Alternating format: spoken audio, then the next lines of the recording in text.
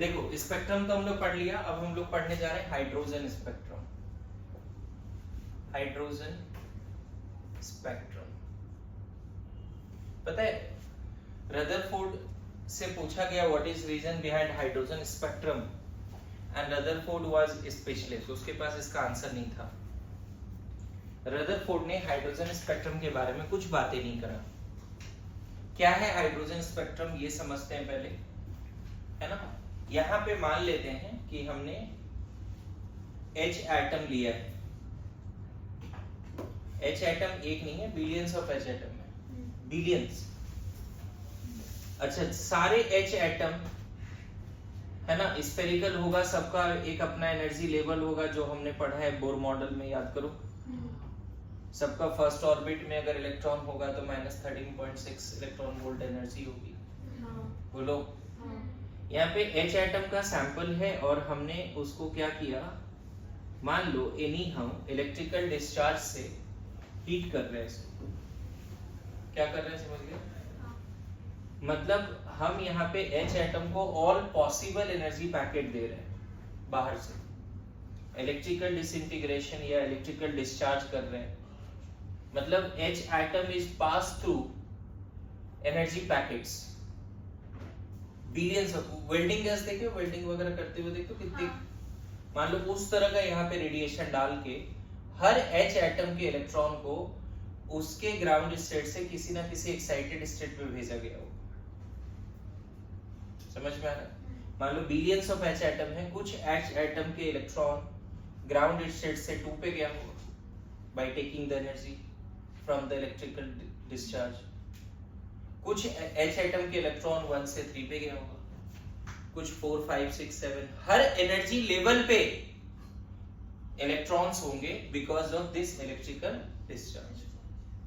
मतलब अब बताओ यहाँ पे जब ये मतलब इलेक्ट्रिकल डिस्चार्ज चल रहा था तब तक एक्साइटेशन हो रहा हो, जब तक यहाँ से इलेक्ट्रिसिटी दे रहे हैं तब तक क्या हो रहा होगा, एक्साइटेशन। एक्साइटेशन या तो इलेक्ट्रिसिटी दो या इसको हीट करो, सिंपल हीट करो।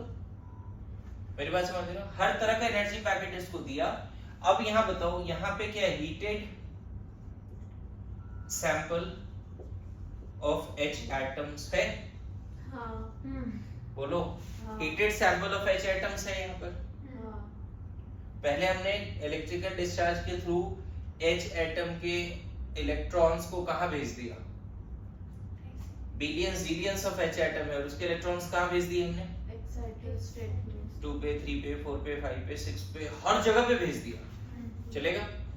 अब हीटिंग डिसकंटिन्यू कर दिया। अब यहाँ पे क्या है,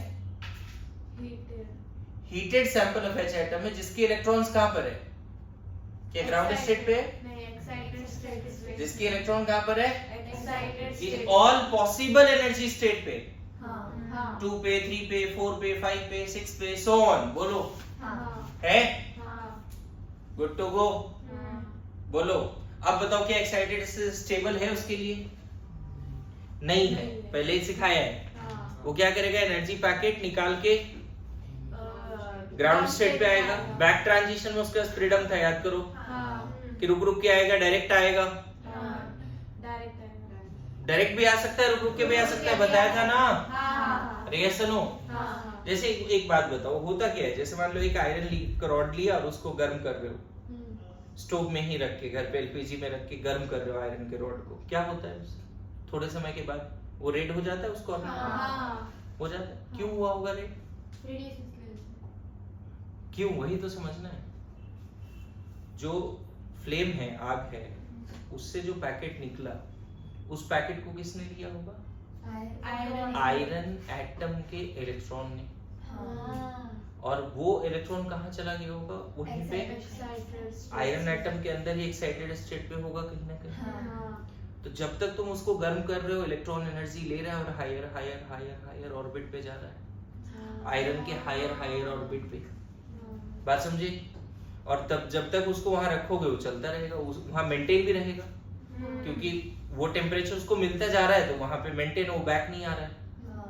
बोलो अब हीटिंग डिसकंटिन्यू करो, ऐसे ग्राउंड पे रख दो उस आयरन रॉड को, क्या होगा, नीचे अब उसका फिर से नीचे आएगा, ठंड हो जाएगी, फिर से ब्लैक हो जाएगा वो। हाँ बोलो जैसा आयरन है वैसा हो जाएगा। हाँ, कैसे हो गया वो फिर?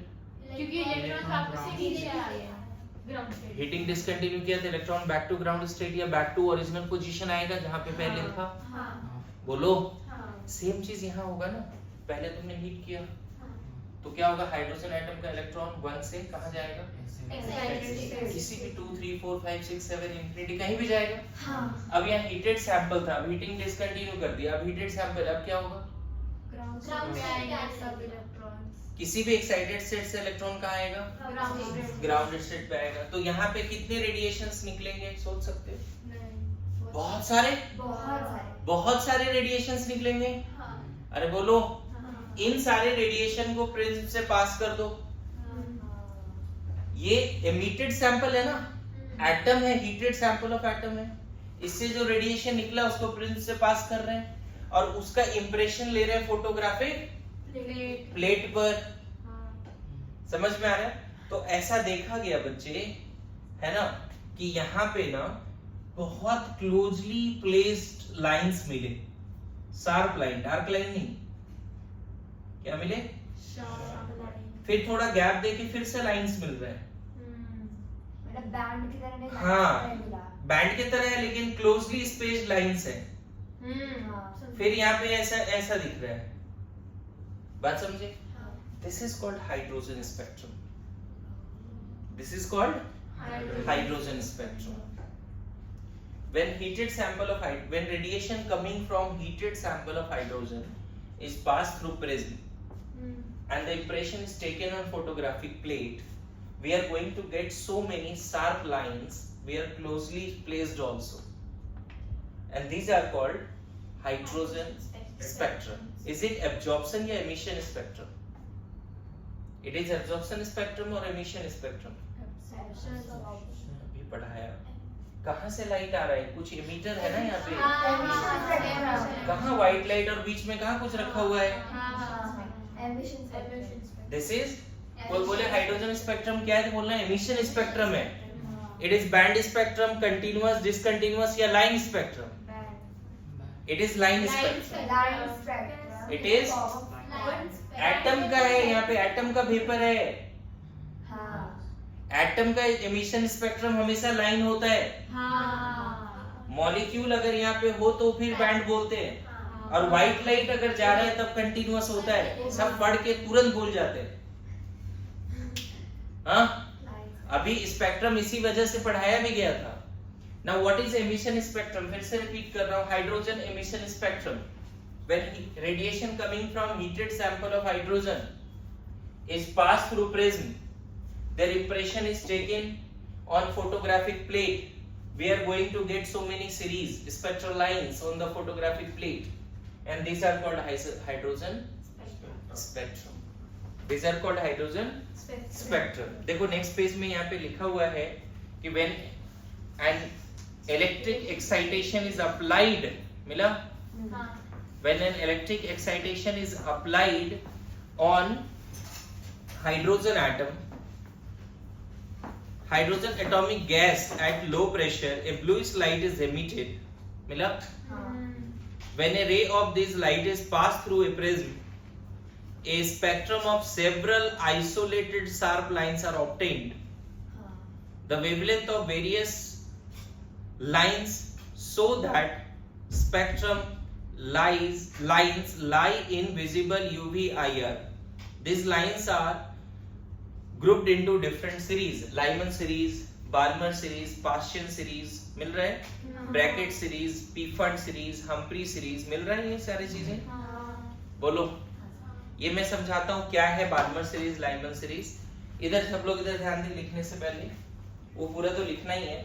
फिर से रिपीट कर रहा हूँ, इलेक्ट्रिक डिस्चार्ज अगर तुमने क्या किया, एक हाइड्रोजन एटम, यहाँ बिलियंस ऑफ हाइड्रोजन एटम है जिससे इलेक्ट्रिक डिस्चार्ज पास कराया, क्या हुआ, हर एटम का इलेक्ट्रॉन कहाँ चला गया, 1 से 2 3 4 5 कहीं भी चला गया। अब इलेक्ट्रिक डिस्चार्ज खत्म किए, हीटेड सैंपल है। जब हीटेड सैंपल ऑफ हाइड्रोजन को ऑब्जर्व किया गया तो दिखा कि वहां से ब्लू लाइट निकल रहा है, ब्लूइश लाइट, और वो ब्लूइश लाइट को जब प्रिज्म से पास कराया गया तो फिर फोटोग्राफिक प्लेट पे जो इम्प्रेशन मिला वहां पे बहुत सारे ग्रुप्स में शार्प लाइंस थे, बीच में ब्लैक पट्टा था। ये पूरा ब्लैक पट्टा है, ठीक है, ये पूरा ब्लैक है, बीच में कहीं कहीं पे शार्प लाइंस है जो कि क्लोजली स्पेस्ड है। तो ये वाला जो ग्रुप है ना, इसको मान लेते हैं, बोल दिया लाइमन सीरीज। ये वाला जो ग्रुप है इसको बाल्मर सीरीज, ऐसे। फिर बात समझ रहे हो? उसी तरह पास्शियन सीरीज, अलग अलग साइंटिस्ट ने इस तरह के स्पेक्ट्रल लाइंस को डिस्कवर किया और उसका नाम लिखा गया। अब ऐसे सोचो, यहाँ पे बिलियंस ऑफ हाइड्रोजन एटम होगा, बहुत सारे ऐसे H एटम होंगे, डायरेक्टली कहीं से भी वन आया होगा, कहीं से भी 2 7 3 7 4 7 5 7 कहीं से भी वन आ गया। मैंने क्या बोला, बैक ट्रांजिशन के समय उसके पास फ्रीडम है, याद करो, रुक के आ सकता है, डायरेक्ट आ सकता है।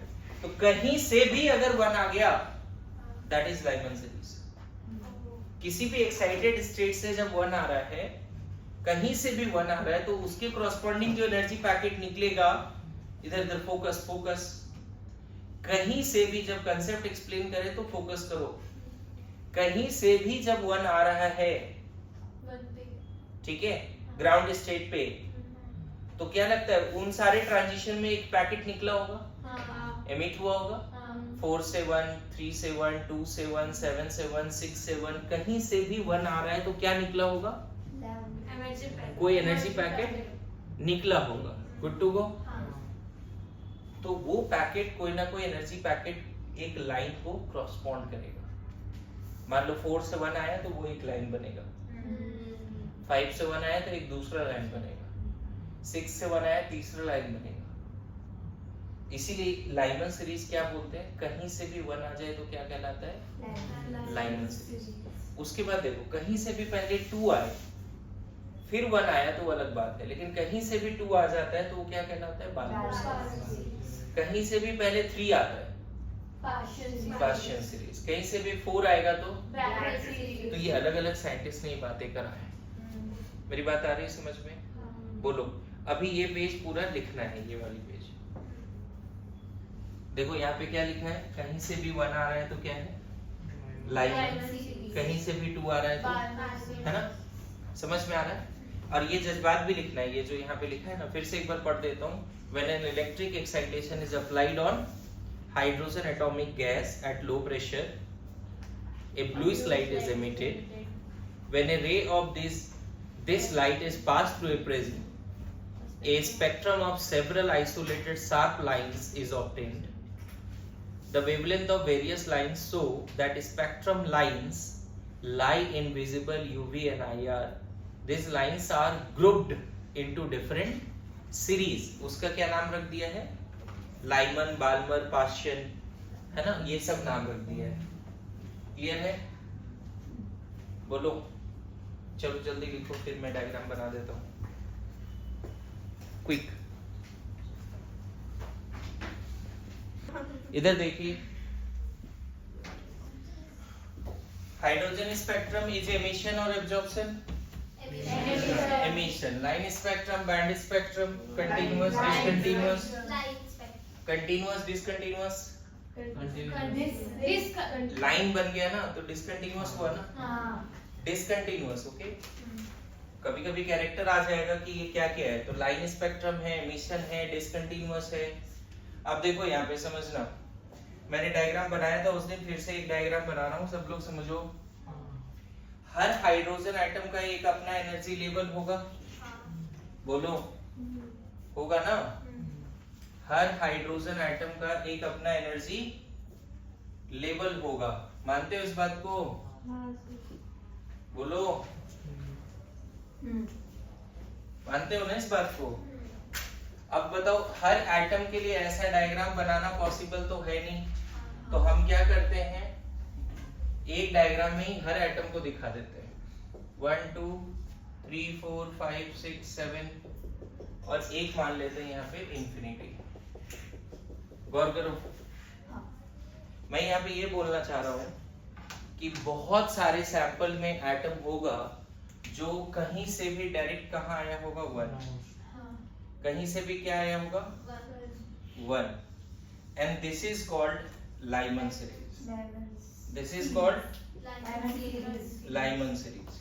मेरी बात आ रही है समझ में?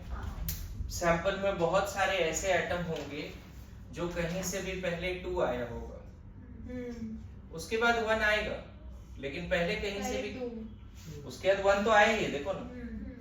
सैंपल में ऐसे बहुत सारे एटम होंगे जो कहीं से भी पहले कहाँ आया होगा? 3 आया होगा। देखो समझ में आ रहा है? तो इसमें N1 1 है और N2 2 3 4 so on.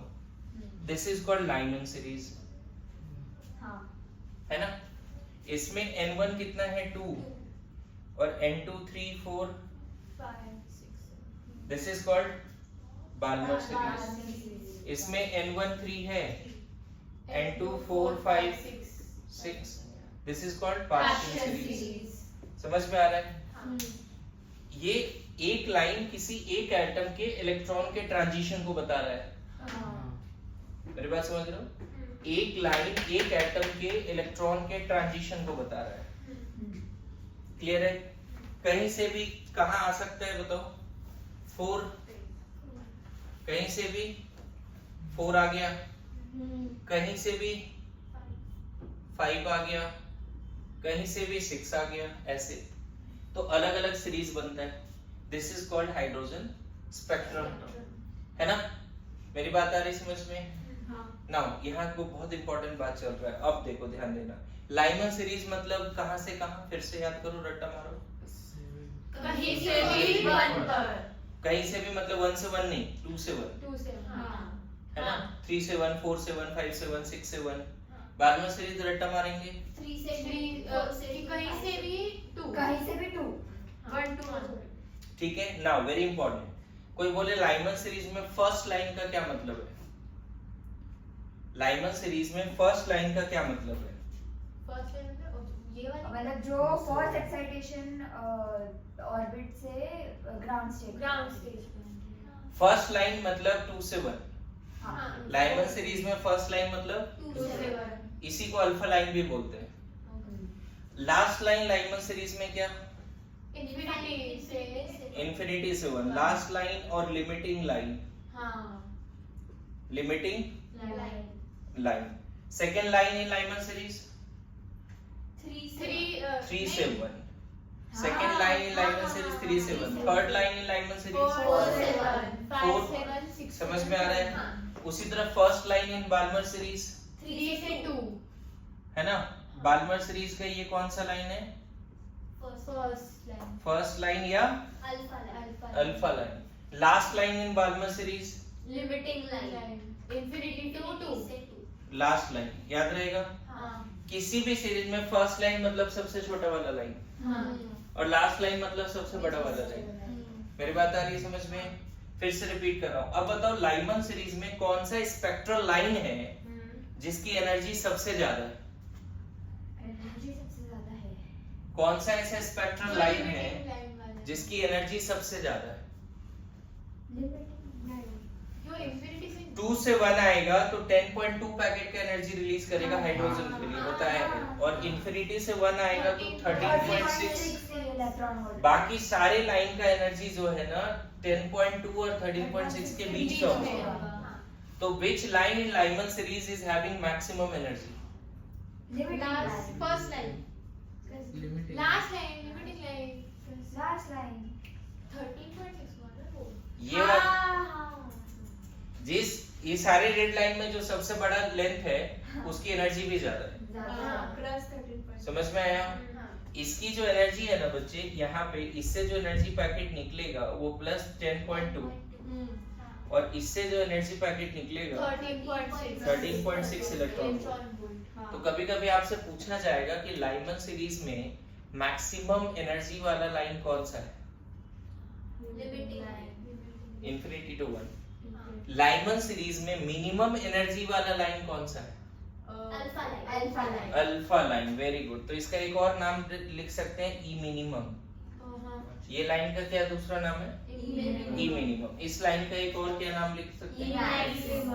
Maximum energy line. Which spectral line in Lyman series having minimum energy? Alpha line. Which spectral line in Lyman series having maximum energy? Limiting line. बोलो आ रहा है समझ में? And you know that energy is inversely proportional to wavelength. Planck's quantum theory.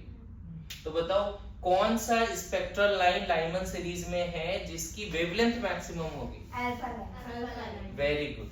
This is lambda Maximum. Energy minimum तो wavelength Maximum. Maximum and this is energy maximum है इस line की. तो इस लाइन की जो वेवलेंथ होगी मिनिमम. तो क्वेश्चन पूछा जा सकता है तुमसे कि विच line in Lyman series having maximum energy and minimum wavelength? Last line limiting line. Which line in Lyman series having minimum energy and maximum wavelength? Alpha line. Same goes for Balmer series also. Which line is having maximum wavelength? Alpha line. इसकी energy minimum है. इसकी energy मैं बताऊं, इस वाले line की जो energy है वो यहाँ से यहाँ आने में 1.89 इलेक्ट्रॉन वोल्ट है और यहाँ से यहाँ आने में जो एनर्जी पैकेट रिलीज होगा 3.4 इलेक्ट्रॉन वोल्ट होगा. तो बाल्मर सीरीज में पहला लाइन 1.89 का है और लास्ट लाइन 3 और उसके बीच में सारे वैल्यूज हैं. तो which line in Balmer series having maximum energy? Which line in Balmer series having minimum wavelength? जिसकी एनर्जी मैक्सिमम उसकी wavelength. Which line in Balmer series having minimum energy maximum wavelength? Alpha line. तुमको digest हो रहा है? पक्का? हाँ? समझ में आ रहा है? इस तरह के क्वेश्चन पूछे जाएंगे.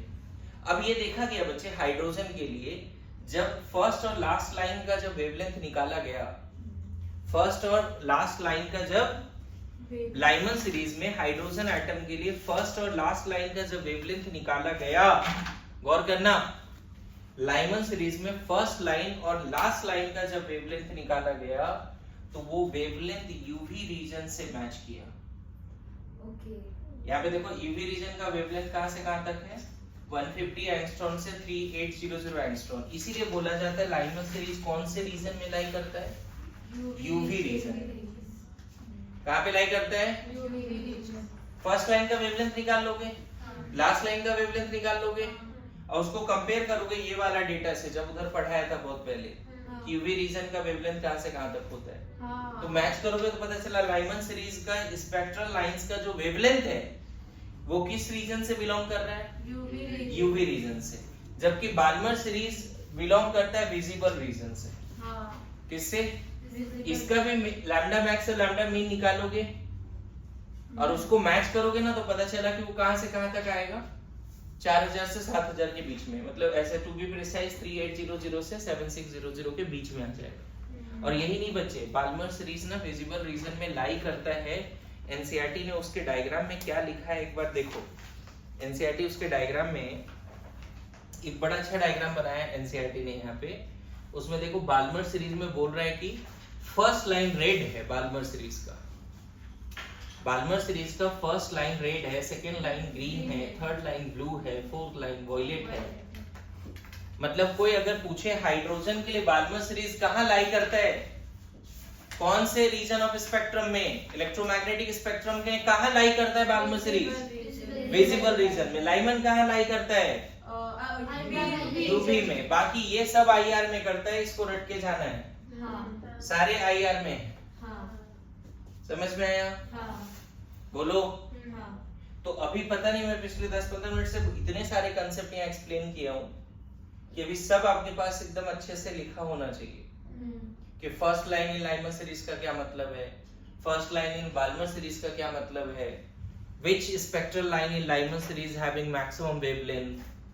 मैक्सिमम वेवलेंथ मतलब एनर्जी मिनिमम.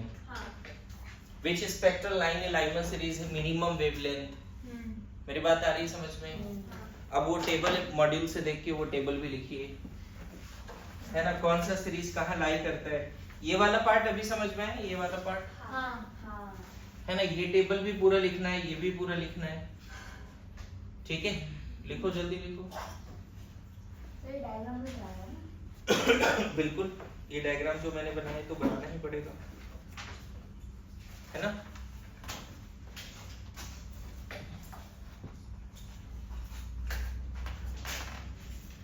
जल्दी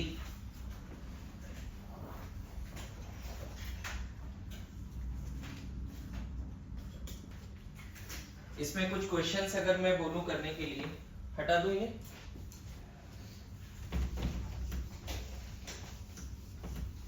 देखो टाइम अभी ज्यादा है नहीं, अब एक दो क्वेश्चन कर लेते हैं बस।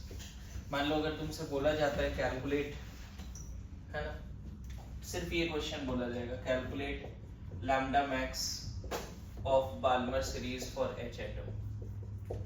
बस अपने आप में ये कंप्लीट क्वेश्चन है। क्या करेंगे, कैसे सॉल्व करेंगे? पहले तो लैम्डा मैक्स बोल दिया, बाल्मर सीरीज बोल दिया, बताओ तो फिर कहां से कहां? लैम्डा मैक्स है, बाल्मर सीरीज है, 3 से 2 का वेवलेंथ। वेरी गुड, 3 से 2 का वेवलेंथ 2 का वेवलेंथ। कौन सा फार्मूला लगाएं? कल ही वो फार्मूला डिराइव किया था, 1/λ इक्वल टू h है ना, इसीलिए z के जगह पे 1, 2 का स्क्वायर, 1/2 स्क्वायर माइनस 1/3 बोलो आ रहा है समझ में? लैम्डा मैक्स बोल दिया है, ध्यान रखना ये 1/λ आ रहा है, लेकिन हमें लैम्डा निकालना है। हाँ ठीक है, तो ये r कितना हो गया? 1/4 माइनस 1/9, कितना लिखते हैं? 5r/36, 5r/36, 1/λ का वैल्यू चलेगा। लैम्डा कितना? 1/r इंटू 36/5 अलग से कर ले। 1/r का वैल्यू हमने कल रटने बोला था 9.2 एंगस्ट्रॉम, और ये लगभग में 7 ना, ये लगभग में 7.2, 7.2। अब इसको मल्टीप्लाई कर दो, जो आएगा देखो तो ये विजिबल रीजन में लाई कर रहा है या नहीं कर रहा है? विजिबल रीजन में भी लाई करेगा ये। विजिबल रीजन कहां से कहां तक होता है याद है? विजिबल रीजन कहां से कहां तक होता है? उस दिन एनसीईआरटी का भी डेटा दिया था और आपको बोला था ये रटने के लिए वो टेबल, इधर देख, पूरा ये इलेक्ट्रोमैग्नेटिक स्पेक्ट्रम है, सब बताया गया अच्छे से। उसमें से एक छोटा सा पार्ट हम देख पाते हैं, याद आ रहा है? पूरा ये क्या है? इलेक्ट्रोमैग्नेटिक स्पेक्ट्रम है, और इसमें से एक छोटा सा पार्ट है 4000 से 7500 के बीच का, 6566.4 तो ये रेड लाइट के जैसा है, और यही रीजन है कि फर्स्ट लाइन बाल्मर सीरीज में क्या है? रेड है। रेड का वेवलेंथ यही होता है, देखो रेड का वेवलेंथ इधर लाई कर रहा है, 6500 में रेड का वेवलेंथ लाई कर रहा है, दिख रहा है यहाँ पे 7 कलर। अरे समझ में आया क्यों बाल्मर सीरीज में पहला लाइन एनसीईआरटी में रेड दिया है? समझ में आ रहा है? क्योंकि एक्चुअल में वेवलेंथ रेड में लाई करता है। क्लियर है? बोलो, है ना? कभी कभी तुमसे ऐसा क्वेश्चन पूछ देगा, calculate ratio of lambda max in Balmer series to that of lambda min in Lyman series for H. मान लो ऐसा बोल दिया, एच के लिए 2 वेवलेंथ निकालना है, लैम्डा मैक्स तो हमने निकाल ही लिया अभी तक, है ना? देखो टाइम कम है, सॉल्व कर देता हूँ, इधर तक बोर्ड पे लिखना बाद में। लैम्डा मैक्स क्या लिख दोगे?